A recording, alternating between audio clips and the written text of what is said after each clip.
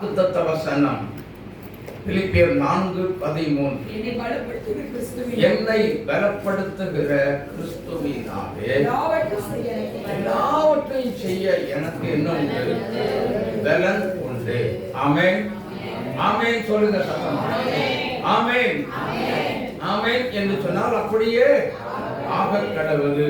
அப்படின்னா அப்படியே ஆகி முடிந்து விட்டது. நாம் எல்லாரும் எல்லாவற்றையும் செய்ய இப்பொழுது பலப்படுத்தப்பட்டிருக்கிறோம். பரிசுத்த ஆவியானவரால் பலப்படுத்தப்பட்டிருக்கிறோம். கரந்தட்டி clap our hands. ஹalleluya. கர்த்தரே ஆவியானவர். கர்த்தருடைய ஆவி எங்கேயோ அங்கே விடுதலையும். 2 கொரிந்தியர் 3:17 படிங்க. கர்த்தருடைய ஆவியானவர், கர்த்தருடைய ஆவி எங்கேயோ அங்கே விடுதலையும் உண்டு. அங்கே விடுதலையும் உண்டு. ஆமென். இந்த விடுதலையை தான் எப்படி கொடுக்கிறாரு அப்படிங்கறத நம்ம பார்க்க போறோம். அப்படியே கண்களை மூடி நாம் ஜெபிக்கலாம்.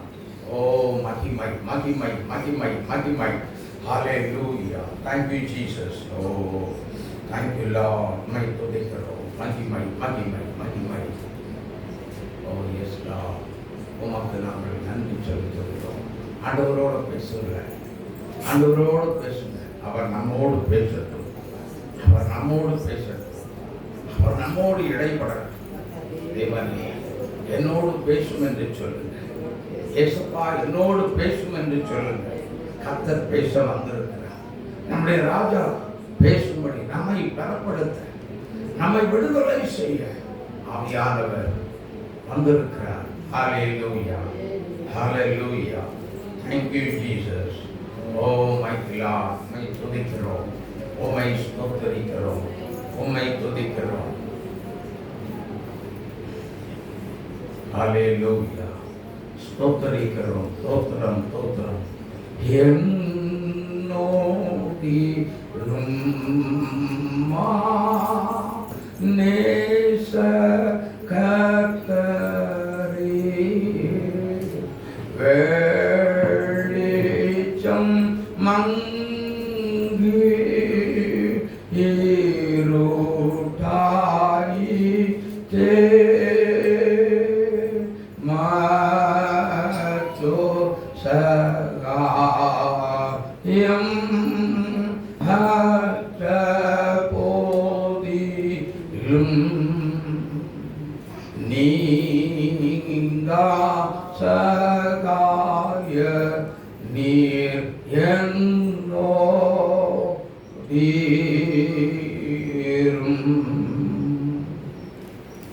மகிமையின் தேவனே, எங்கள் ஆண்டவர் இயேசு கிறிஸ்துவின் பரிசுத்தமுள்ள நல்ல நாமத்தில் ஆசீர்வதிக்கப்பட்ட இந்த வேளைக்காக உம்மை துதிக்கிறோம். உம்மை ஸ்தோத்திரிக்கிறோம்.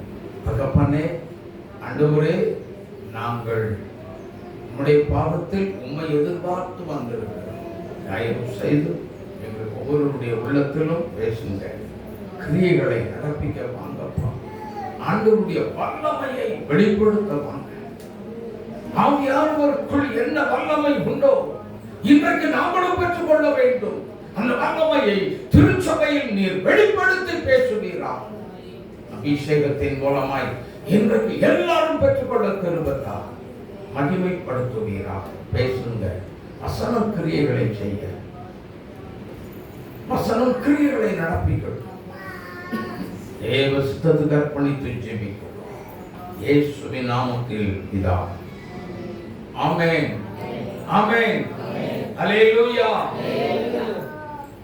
பிரியமான தேவனுடைய பிள்ளைகளே, பலப்படுத்துகிறது ஆவியானவர் தான். ஆமென். ஏனென்றால் வேதம் சொல்லுகிறது, அப்போஸ்தலர் 1:8 சொல்லப்பட்டிருக்கிறது, பரிசுத்த ஆவி உங்களிடத்தில் வரும் பொழுது நீங்கள் என்ன செய்வீர்கள்? பலன் அடைவீர்கள் என்று அப்போஸ்தலர் 1:8 வாசிக்கிறோம். அப்போ நம்மை பலப்படுத்துகிறவர் என்று சொன்னால் ஏதோ நான் ஒரு பராக்கிரமசாலி, நான் ஒரு பலசாலி, எனக்குள்ளே ஆவியானவர் இருக்கிறார் என்று பெருமை அடிப்பதற்காக அவர் நமக்கு அப்படிப்பட்ட ஒரு பலத்தை தரவில்லை. அல்லேலூயா. சத்துருவால் எதிரிகளால் வரக்கூடிய போராட்டங்களை மேற்கொள்ளுவதற்கு, பிரச்சனைகளை மேற்கொள்ளுவதற்கு, குடும்பங்களுக்குள்ளே வரக்கூடிய சத்துருவால் வரக்கூடிய அந்தகார ஆவியின் வல்லமைகளினால் வரக்கூடியதான பயங்கரங்களை மேற்கொள்வதற்காகவே பரிசுத்த ஆவியானவர் நமக்கு அருளப்பட்டிருக்கிறார்.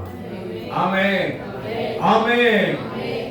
ஆனபடியினால இந்த பரிசுத்த ஆவியானவருடைய பலத்தினால நமக்கு எதிரிட்டு வருகிற போராட்டத்தை எப்படி மேற்கொள்ளுவது, எப்படி அதை வீழ்த்துவது, எப்படி அதை ஜெயிப்பது, அதுதான் இன்னைக்கு கர்த்தர் கொண்டு வந்து தரப்போகிறார்.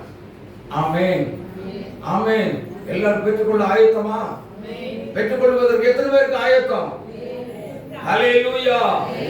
நீங்க தைரியமா விசுவாசத்தோடு இருந்தீங்கன்னா கொஞ்ச நேரத்துல முடிச்சிருவேன், சரியா? நீங்க ஆனா ரொம்ப விசுவாசத்தோடு உன்னிப்பாக கவனிக்கணும். தானியேலின் புஸ்தகத்துக்குள்ள வாங்க. தானியேலின் புஸ்தகம் 3ஆம் அதிகாரத்துக்குள்ள வாங்க. எடுங்க.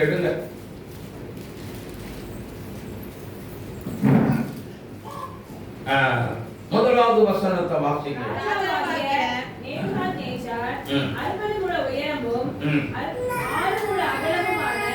ஒரு பொற்சிலையை கண்டுபிடித்து பாபிலோன் மாகாணத்தில் இருக்கிற தூரா என்னும் சமபூமியிலே நிறுத்தினான்.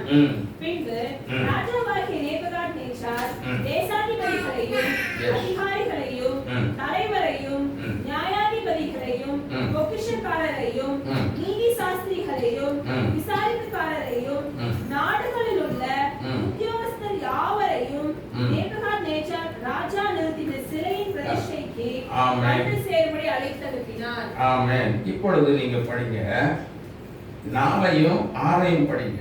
கட்டியக்காரன் உரத்த சத்தமாய் சகல ஜனங்களும் ஜாதிகளும் பாஷைக்காரருமானவர்களே 5 6 4 5 6 எக்காலம் நாகசுரம் கிண்ணரம் வீணை சுரமண்டலம் தம்புரு முதலான சகலவித கீத வாக்கியங்களின் சத்தத்தை நீங்கள் கேட்கும்போது நீங்கள் தாழ விழுந்து ராஜாவாகிய நேபுகாத்நேச்சார் நிறுத்தின பொற்சிலையை பணிந்து கொள்ள கடவீர்கள்.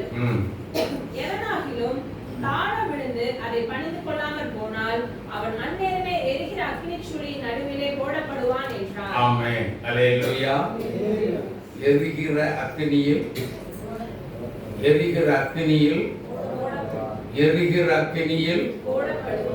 போடப்படுவான். சரி, இந்த சம்பவம் நமக்கு எல்லாத்துக்குமே எல்லாம் நல்ல தெரிஞ்ச சம்பவம். தெரியாதது ஒன்றும், நமக்கு ஏதும் மறைவானது ஒன்றும் இதுல இல்லை. நல்ல தாராளமா, ஆனா உள்ள இருக்கிற சில அனுபவங்கள் நாம் இதுல இருக்கக்கூடிய எத்தனை பேருக்கு இருக்குது, எத்தனை பேருக்கு இல்லைங்கிறது அது ஆவியான ஒருவர் தான் அதை அறிந்து கொள்வார். அல்லேலூயா. ஆனால் இவ்விதமான காரியத்தை சொன்ன உடனே அந்த யூத ஜனத்துல எபிரேயர்கள்ல ஒருத்தர் வந்து அந்த வாலிபர்களை என்ன பண்றாங்க, அந்த வார்த்தையை கேட்கும் பொழுது வாசிங்க 8வது வசனம்.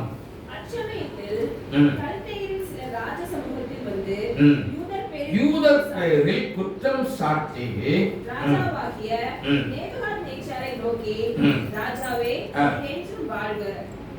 எக்காலம் நாகசுரம் கிண்ணரம் வீணை சுரமண்டலம் தம்புரு முதலான சகலவித கீத வாக்கியத்தை கேட்கிற எந்த மனுஷனும் தாழ விழுந்து பொற்சிலையை பணிந்து கொள்ள வேண்டும் என்றும் எவனாகிலும் தாழ விழுந்து பணிந்து கொள்ளாமல் போனால் அவன் எரிகிற அக்கினிச்சூளையின் நடுவிலே போடப்பட வேண்டும் என்றும் ராஜாவாகிய நீர் கட்டளையிட்டீரே.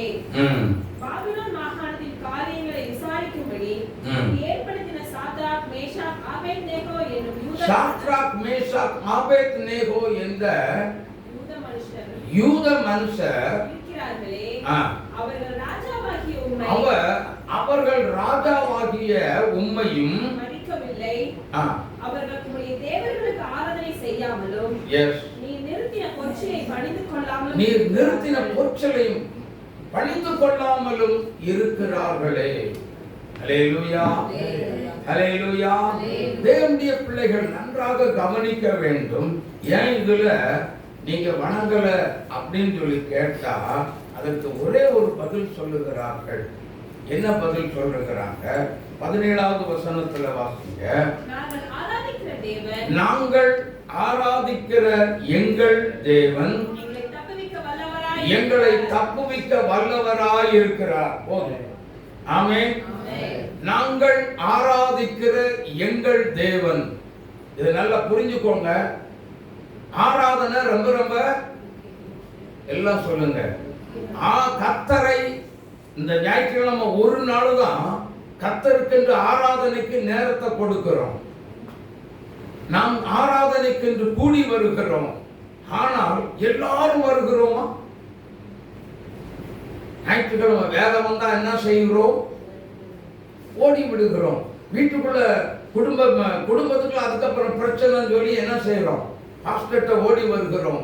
அல்லது சரீரம் பாதிக்கப்பட்டது, நான் ஒரு பலகீனப்பட்டு விட்டேன், எனக்காக என்ன செய்யுங்க, ஜெபிங்க என்று சொல்லி ஓடி வருவீங்க.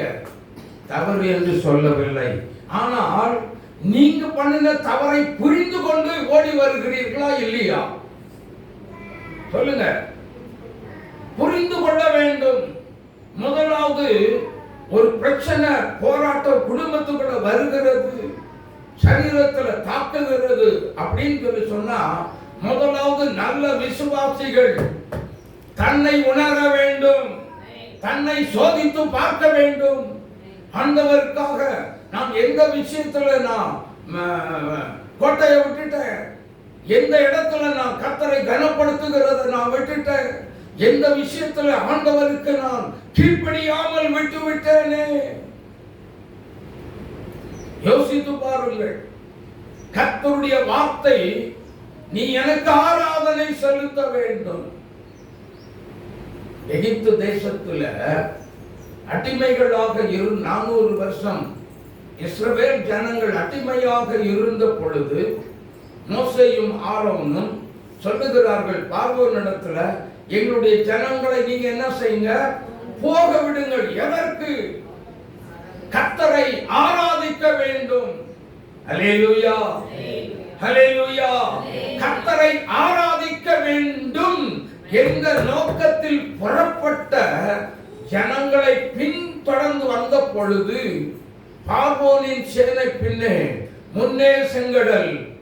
கர்த்தருடைய வார்த்தை வருகிறது இந்த வேளையில. என்ன தெரியுமா? யாத்திரையாக 14:13 வருகிறது. வாசிங்க.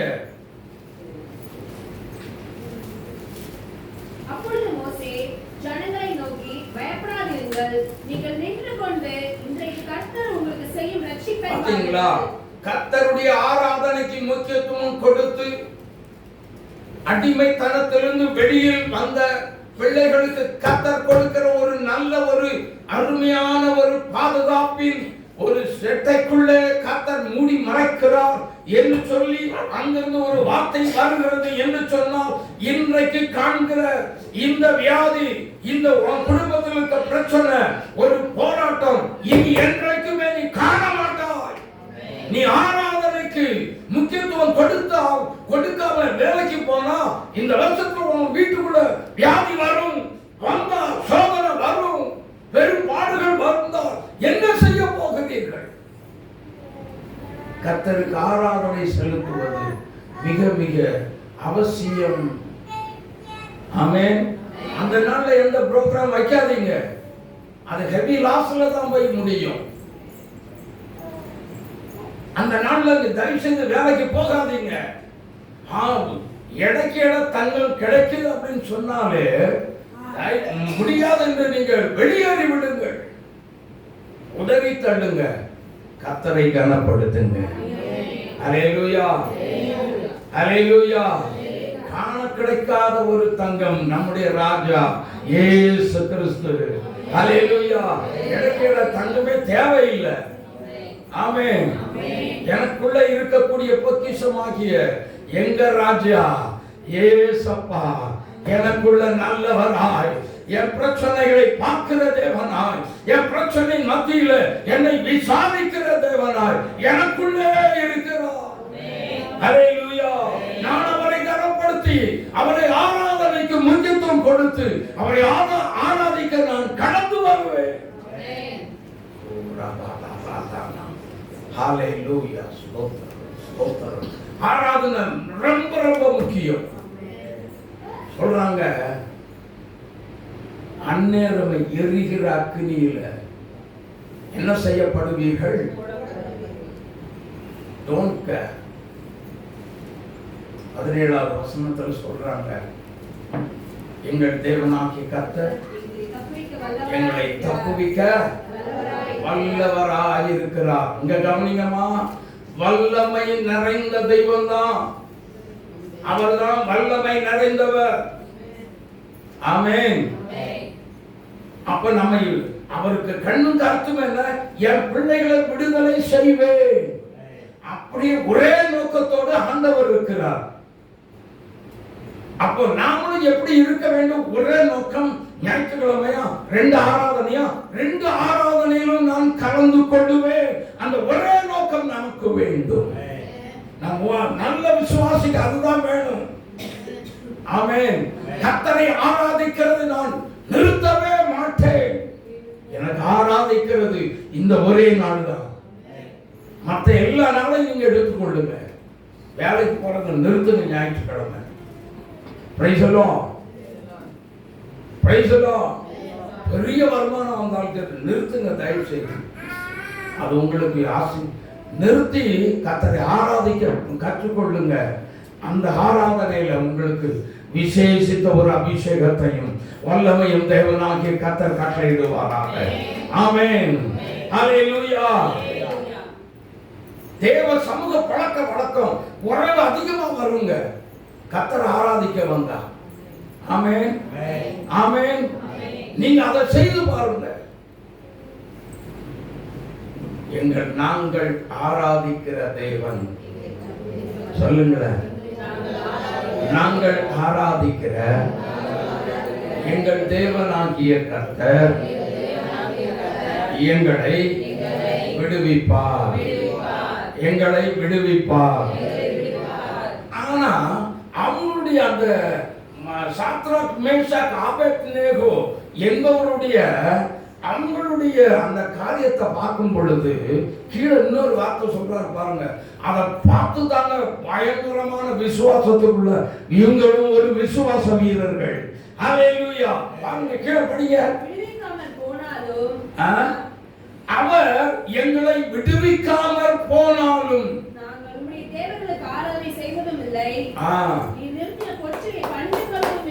Praise the Lord. Hallelujah. கரந்தட்டி இயேசுவை மகிமைப்படுத்துங்க. இந்த ஒரு விசுவாசம் தேவ பிள்ளைகளுக்கு அவசியம் தேவை. நான் இன்னைக்கு ஆராதனைக்கு போயே ஆவேன் அப்படின்னு சொல்லி மிஸ் பண்ணாம போய் பாருங்க. உங்க வீட்டுக்குள்ள தேவைப்பட்ட எதிர்பார்த்த ஆசீர்வாதத்தை கர்த்தர் உங்க வீட்டுக்குள்ள கொண்டு வச்சிருப்பார். ஹல்லேலூயா. ஹல்லேலூயா. ஹல்லேலூயா. எத்தனை பேர் இதை விசுவாசிக்கிறீங்க? விசுவாசித்தவன் பதறான், விசுவாசிக்கிறவன் எல்லாம் கூடும்.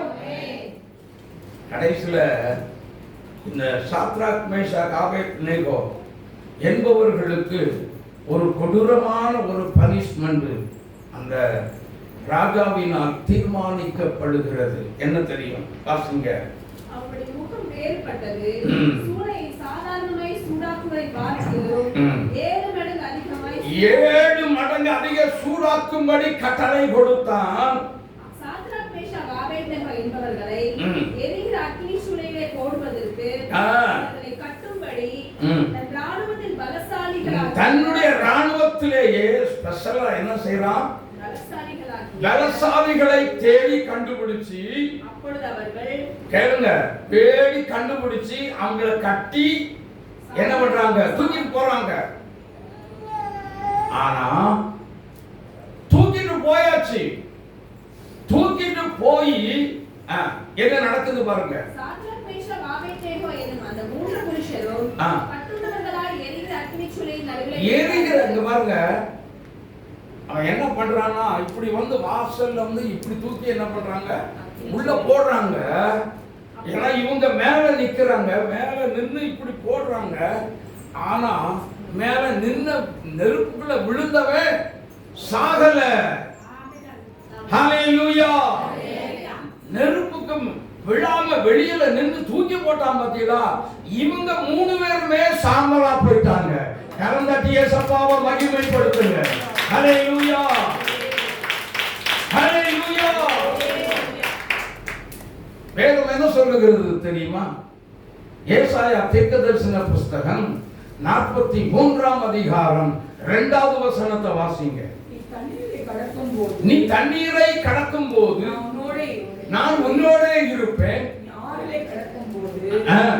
அவைகள் உன்மேல் புரளுவதில்லை. அக்கினியில் நடக்கும் பொழுது நீ வேகாதிருப்பாய். என்ன தெளிவா சொல்றாரு பாருங்க. அப்போ நம்மை அக்கினி போன்ற சோதனைகள் நம்மை தேடி வரும் பொழுதெல்லாம், சத்துருவால் வரும் பொழுதெல்லாம், போராட்டக்காரனால் நம்மிடத்தில் எதிர்பார்த்து நம்முடைய குடும்பத்துக்குள்ள வரும் பொழுதெல்லாம் நம்மை விடுவிக்க இயேசு நம்மோடு இருக்கிறார். ஹல்லேலூயா, ஹல்லேலூயா. அந்த போராட்டக்காரங்க பாருங்க, இந்த 3 பேரை அக்கினிக்குள்ள தூக்கி போட்டாங்க. முதல் தோல்வி யாருக்கு? ராஜாவுக்கு. ராஜா அசந்து போனான். இல்லடா, 3 பேரை தூக்கி உள்ள போட்டா நம்மளுக்கு காலி ஆகிட்டானே, நாம போட்ட நெருப்புக்கு முன்னாடி அவனால நிக்க முடியலையே, எல்லாம் சாம்பல் ஆகிட்டானே. ஆனா ஒரு காரியம் நடக்குது பாருங்க. வாசிங்க 22 இருந்து 24 வரைக்கும் வாசிங்க. 25 வரைக்கும் வாசிங்க. ராஜாவின் கட்டளை கடுமையாய் இருந்தபடியினால், சூளை மிகவும் சூடாக்கப்பட்டபடி இருந்தபடியினாலும் அக்கினி ஜுவாலையானது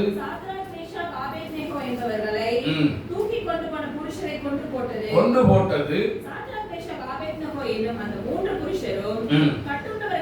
கட்டுண்டவர்களாய் எரிகிற அக்கினி சூளையிலே நடுவிலே விழுந்தார்கள். அப்பொழுது ராஜாவாகிய நேபுகாத்நேச்சார் பிரமித்து தீவிரமாய் எழுந்திருந்து தன் மந்திரிமார்களை நோக்கி, 3 புருஷரை அல்லவோ. நல்லா கவனிச்சுக்கோங்க.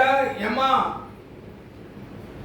நீங்க ஞாயிற்றுக்கிழமை கர்த்தருக்கு ஆராதனை செலுத்துவதற்கு முக்கியத்துவம் கொடுத்தா, உன் பிரச்சனை மத்தியில, உனக்கு எதிரிட்டு வரக்கூடிய சோதனை மத்தியில, நெருக்கத்தின் மத்தியில, நிந்தையின் மத்தியில, அவமானத்தின் மத்தியில உன்னை தனியாக விட்டு விட்டு போகிறவன் நம்முடைய ஆண்டவர் அல்ல.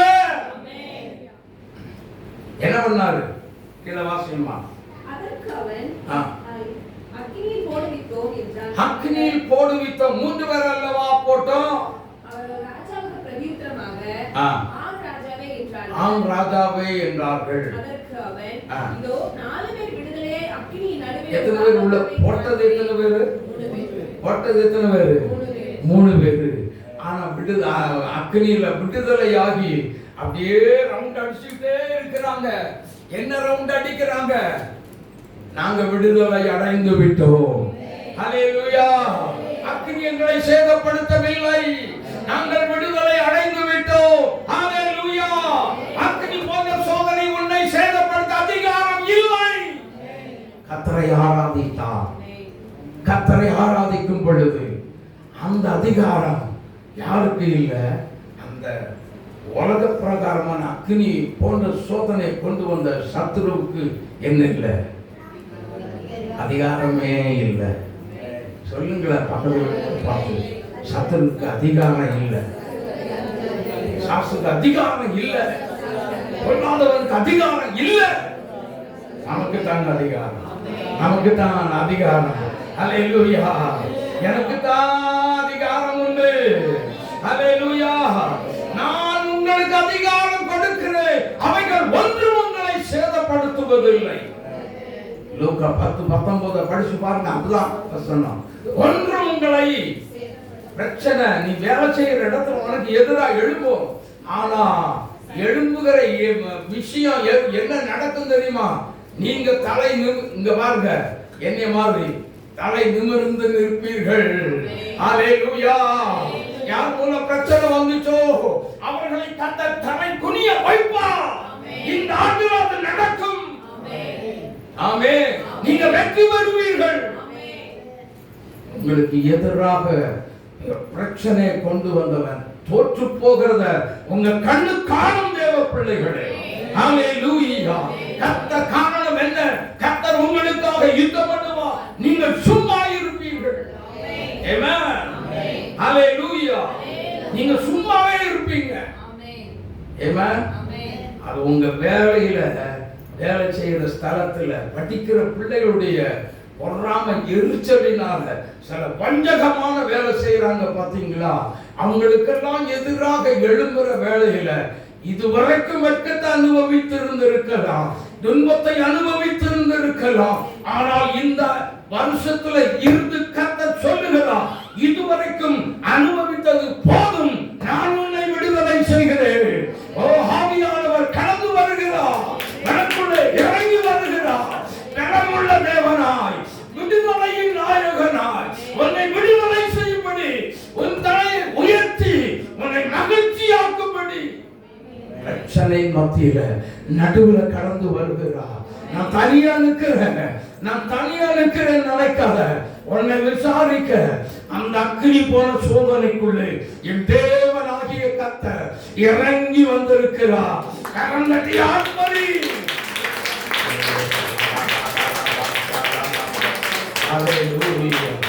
ஒன்று உங்களை என்ன செய்ய முடியாது, சேதப்படுத்த. நடந்தது என்ன? கீழே வாசிங்க.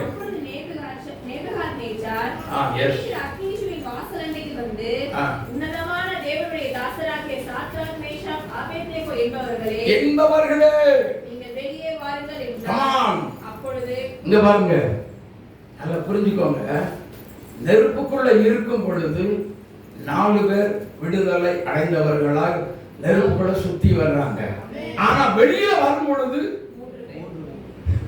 இது என்ன ஆச்சரியம்? இது என்ன ஆச்சரியம்? ஹலோ, இதெல்லாம் ஒரு வண்டர்ஃபுல், ஒரு பெரிய மிராக்கிள். ஆமென். ஹalleluya. மிகப்பெரிய ஒரு ஆச்சரியமான ஒரு காரியம் என்னன்னா, அந்த அக்கினி போன்ற சோதனைக்குள்ள இருக்கிற வரைக்கும் கர்த்தர் கூடவே இருந்தார். விடுதலையா பண்றதுக்கு கூட இருந்த தேவன் வெளியில வரும் பொழுது அவங்க 3 பேர் அப்படியே வராங்க. 4 பேர் இன்னும் ஒருத்தரை காணவில்லை. அவர் யார்? அவர் தான் அதர்சனமான இறைவன், என் ஆண்டவர் இயேசு. தரிசனமும் கொடுப்பா, அதர்சனமாகவும் அவரால் இருக்க முடியும். ஹalleluya. நிறைய 3 பேர் வந்தாங்களா? ராஜா பார்த்து என்ன சொல்றோம்? வாசிங்க, கீழே வாசிங்க. தேசாதிபதிகளும் அதிகாரிகளும் தலைவரும் ராஜாவின் மந்திரிகளும் கூடி வந்து அந்த புருஷனுடைய சரீரங்களின் மேல் அக்கினி பலன் செய்யாமலும். அக்கினி என்ன செய்யல? அக்கினி என்ன செய்யல? அக்கினிக்கு ஒரு பலம் இருக்குது. ஆனா இப்ப சொல்லுவாங்க 3 வாலிபர்களும் சொன்னா என்ன சொல்லுவாங்க? என்னை பலப்படுத்துகிற கிறிஸ்துவினாலே இந்த அக்கினி பலம் செய்ய முடியவில்லை. ஹalleluya. இந்த ஆண்டுல அக்கினி போன்ற சோதனையை விசுவாசிகள் கடக்க வேண்டிய சூழ்நிலை வரும். ஆனால் அக்கினி சேதப்படுத்த முடியாது. ஆமென். சோதனையில ஜெயிக்க போறது நம்ம தான், வேற யாரும் இல்ல, அடுத்தவர் இல்ல, நீங்க தான். உங்களை தான் சேதப்படுத்த அக்கினி போன்ற சோதனைக்கு அதிகாரம் இல்ல, கர்த்தர் கொடுக்கல. அதனால நமக்குள்ள அக்கினியா உட்கார்ந்துட்டு இருக்கிறார். எப்படி தெரியுமா? பட்சிக்கிற அக்கினியா என் தேவன் எனக்குள்ளே இருக்கிறாரே. அந்த டிஎஸ்எஃப் ஆர்ப்பரிக்க கூடாதா? அக்கினியா அக்கினியாய், அக்கினி நெருப்பாக என் தேவனுடைய மகிமை உனக்குள்ளே பற்றி எரிகிறது. ஹல்லேலூயா. ஓ, இந்த அனுபவத்தோட எல்லாருமே என்னை சேதப்படுத்த எந்த ஒரு கிரியைகளுக்கும் அதிகாரம் இல்லை. மந்திரம் வைக்கலாம், கால் எரிச்சல் விடலாம், ஆனால் இனிமேல் எரியாது. அவைகளை எரிய வைக்கிற கர்த்தர் நமக்குள்ளே இருக்கிறார். மந்திரங்களை நீங்க தோற்கடிப்பீங்க, தந்திரங்களை நீங்க தோற்கடிப்பீங்க. ஓ, உங்களை தேடி வந்தாலும் சரி, எது வந்தாலும் சரி, எல்லாத்தையும் வீழ்த்த ஒரு விசுவாசிக்கு கர்த்தர் இப்பொழுது அதிகாரம் கொடுக்க வந்திருக்கிறார். எழுந்திருங்க, எல்லாரும் ஜெபிக்க போகிறோம். அந்த கிருபைகளை இப்பொழுது நீங்க கேட்டு வாங்கி பெற்றுக்கொள்ள போகிறீங்க இயேசுவின் நாமத்தினால. ஹல்லேலூயா. ஓ ஹல்லேலூயா. சந்தோஷமா சந்தோஷமா எழுந்திருங்க, விசுவாசத்தோடு எழுந்திருங்க. இப்பொழுது அநேகர் மீது இப்போ பரிசுத்த ஆவியானவர் இறங்கி வரத்தான் போறாரு. ஓ, அப்படிப்பட்ட கட்டுகளை மேற்கொள்ளக்கூடிய ஒரு உன்னதமான சக்தி உங்க மேல வந்து இறங்கத்தான் போகிறது. உங்களுக்கு எதிராக இதுவரைக்கும் வருஷம் பயங்கரமா வேலை செய்திருக்கலாம். மந்திர கட்டுகள், சூரிய கட்டுகள் எல்லாமே வைத்திருந்திருக்கலாம். அவர்களுக்கு இப்பொழுது உங்களை அதிகாரிகளாய் கர்த்தர் உங்களை அபிஷேகம் பண்ண போகிறார். எத்தனை பேருக்கு வேணும் இந்த அதிகாரம் உள்ள ஒரு அபிஷேகம்? நல்ல கரங்களை உயர்த்துங்க. ஹல்லேலூயா. உங்களுடைய எண்ணமே ஒண்ணே ஒண்ணு, என்ன இருக்கணும்?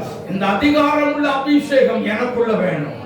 இந்த அதிகாரம் உள்ள அபிஷேகம் வேற ஒண்ணும் சொல்லாதீங்க. இருதயத்துல கை வைங்க.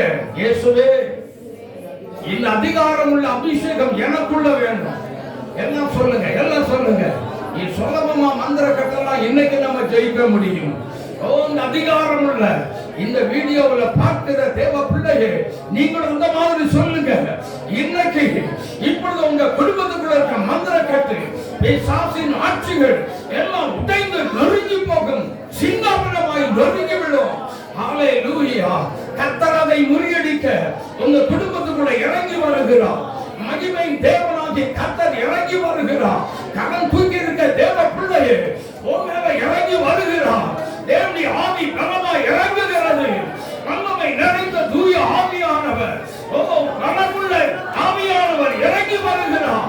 பொல்லாத சாத்தானுடைய சக்திகளை மேற்கொள்ளக்கூடிய அதிகாரமும் வல்லமையும் இப்பொழுது இறங்கி வருகிறது. கடன் தூக்கி இருக்கிற தேவ பிள்ளை ஓமன இறங்கி வருகிறது. ஆவியானவர் பலமாய் இறங்குகிறார், அபிஷேகம் பண்ணுகிறார். வல்லமை இறங்கி வருகிறது. ஹல்லேலூயா. விடுதலை, விடுதலை, விடுதலை. அநேகருடைய குடும்பத்துக்குள்ள கட்டுகள் உடைகிறது, கட்டுகள் உடைகிறது, விடுதலை வருகிறது. மகிமை, மகிமை, தேவனுடைய மகிமை இறங்கி வருகிறது. ஓ, இறங்கி வருகிறது. கர்த்தருடைய ஆவி, கர்த்தரே ஆவியானவர், அவருடைய ஆவி எங்கேயோ அங்கே விடுதலை வந்துவிட்டது, வந்துவிட்டது. கரந்தட்டி இயேசுவே மகிமை போற்றுங்க.